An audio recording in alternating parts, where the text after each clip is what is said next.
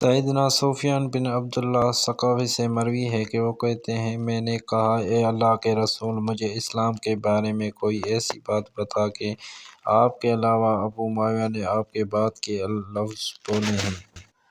کسی سے اس کے بارے میں سوال کرنے کی گنجائش باقی نہیں رہی۔ آپ صلی اللہ علیہ وسلم نے فرمایا تم کہو کہ میں اللہ تعالیٰ پر ایمان لایا ہوں اور پھر اس پر ڈٹ جاؤ۔ سیدنا انس بن سماط انصاری سے روایت ہے کہ رسول کریم صلی اللہ علیہ وسلم نے فرمایا اللہ تعالیٰ نے ایک مثال بیان کی ہے، ایک صراط مستقیم،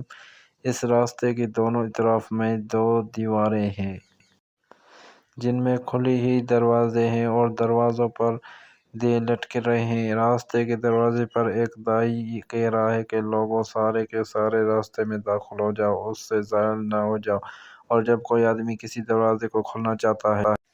تو راستے کے بیچ میں سے ایک داعی آواز دیتا ہے تو ہلاک ہو جاؤ، اسے کون کھول، اگر تو نے اس کو کھول دیا تو اس میں گم جائے گا۔ اس مثال کی وضاحت یہ ہے کہ راستہ اسلام ہے اور دیوار اللہ تعالیٰ کی حد میں ہے اور کھلے دروازے ہیں اللہ تعالیٰ کے حرام کردہ مہر ہے، اور راستے کے سرے پر داعی اللہ تعالیٰ کی کتاب اور راستے کے بیچ والی داعی ہر مسلمان دل میں موجود اللہ تعالیٰ کے واضح ہے۔ سیدنا عباس بن عبد المطلب سے مروی ہے کہ انہوں نے رسول کریم صلی اللہ علیہ وسلم کو یہ فرماتے ہوئے سنا